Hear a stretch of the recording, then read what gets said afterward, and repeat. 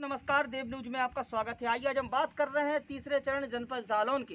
तो जनपद जालौन के अंदर 26 तारीख को कल पूरे वोटिंग करना है। जनपद जालौन के अंदर और भी अनेक जिलों में आज देख सकते हो जनपद जालौन के ऐसे गांव के अंदर खड़े हैं जिस गांव का नाम है चमारी।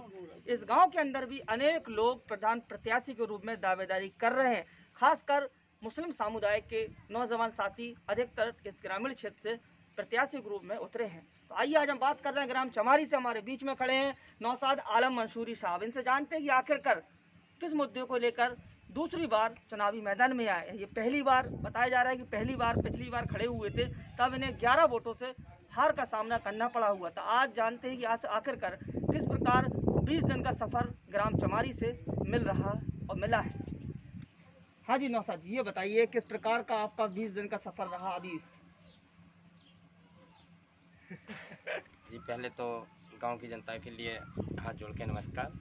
और ये 20 दिन के रही बात सफ़र की तो अच्छा लगा, लोगों के पास घर घर जाने का एक मौका मिला, शायद चुनाव के बहाने ही सही। वैसे एक चीज़ होती है, सब अपने काम धंधे में लगे रहते हैं, इस चुनाव के बहाने ही सही घर घर जाके और बहुत अच्छा लगा। अभिभूत हूँ कि मुझे सबका आशीर्वाद मिला। और रही बात चुनाव की, अभी आप शायद अभी करोगे या थोड़ी देर बाद आप सवाल करोगे कि आप चुनाव किस मुद्दों पर लड़ रहे हो जी।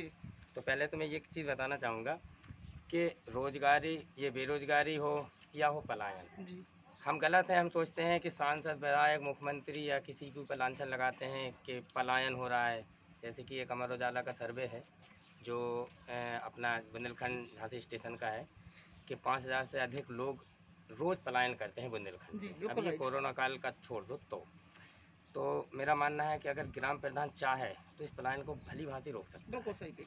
और अगर हमें 5 साल के लिए प्रतिनिधित्व मिला गांव का तो मेरा पहला जोर होगा पलायन रोकने पर, क्योंकि रोजगार हम देंगे, गांव में देंगे।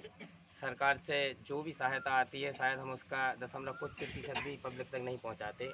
अतिरिक्त और जो प्रधान है उनकी बात कर रहा हूँ, वो शायद मैं गलत नहीं हूँ, क्योंकि और मेरा एक ही मकसद रहेगा, बेरोजगारी और पलायन रोकना। अगर हम पलायन अभी मैं अपने गांव की ही बात कर देता हूँ।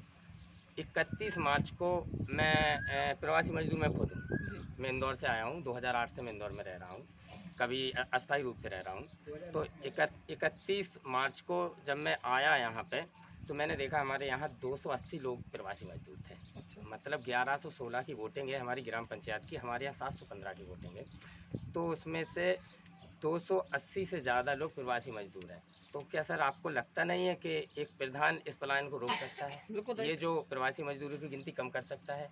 तो सर मेरा ये बहुत कोशिश रहेगी कि मैं ये रोक सकूं।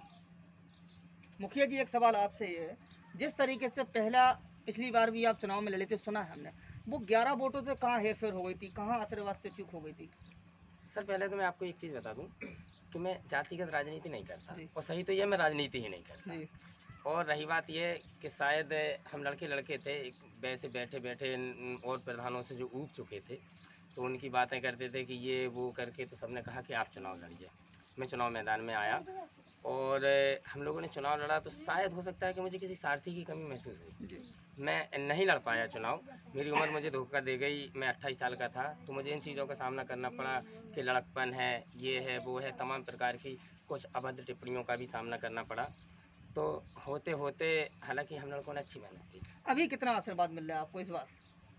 शायद पिछली बार 2015 की बात करें तो अपने चमारी ग्राम से, हमारे यहाँ 3 ग्राम लगते हैं, हिनौन चौथराही भी आता है ग्राम पंचायत में, तो चमारी से मुझे 47% वोटिंग हुई थी हमारे लिए। मतलब 590 की वोटिंग से में मुझे 266 वोट मिले थे गांव से, और बाकी जगह से नहीं मिले थे। तो इस बार आशा ये है कि मुझे गांव से ही लगभग 60-65% क्या है चुनाव चिन्ह आपका इस बार?